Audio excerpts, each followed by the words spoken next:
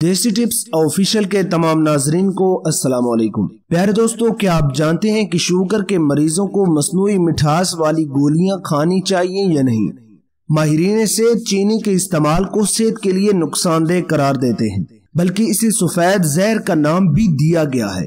اسی وجہ سے لوگ شوگر فری گولیاں مصنوعی مٹھاس متبادل کے طور پر استعمال کرتے ہیں، لیکن کیا آپ جانتے ہیں کہ یہ شوگر فری گولیاں بھی صحت کے لیے انتہائی نقصان دہ ہیں؟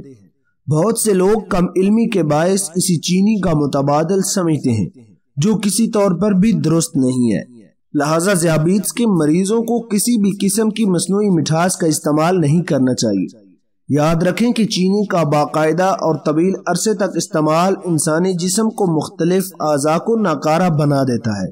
ذیابیطس کے جو مریض ایسا سمجھتے ہیں کہ شوگر فری گولیاں شوگر کو کنٹرول میں رکھتی ہیں اور ان کی صحت پر بھی کوئی منفی اثر نہیں پڑتا، تو وہ غلطی پر ہیں، کیونکہ ایسا بالکل بھی نہیں ہے۔ ماہرین صحت کا کہنا ہے کہ چینی کے استعمال سے ٹائپ 2 ذیابیطس کا خطرہ اور بھوک بڑھ جاتی ہے، قلبی مسائل، ذیابیطس اور جگر کی بیماریوں اور وزن میں اضافہ ہوتا ہے، جبکہ جسم میں کولیسٹرول کی سطح بھی بڑھ جاتی ہے۔ طبی ماہرین کے مطابق جہاں چینی مجموعی صحت کے لیے نقصان دہ ہے، وہیں یہ جسم کے سب سے بڑے حصے یعنی جلد کے لیے بھی بہت زیادہ نقصان دہ ہے۔ ایک تحقیق میں دریافت کیا گیا ہے کہ جو لوگ چینی کے بجائے مصنوعی مٹھاس استعمال کرتے ہیں، یہ جان لیں کہ اس کا زیادہ استعمال موٹاپے اور دل سے متعلق امراض کا باعث بن سکتا ہے۔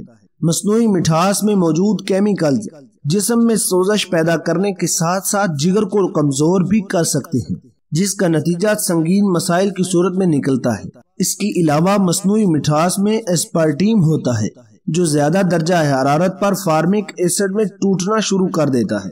اس کی وجہ سے لوگوں کو الرجی کا مسئلہ ہو سکتا ہے۔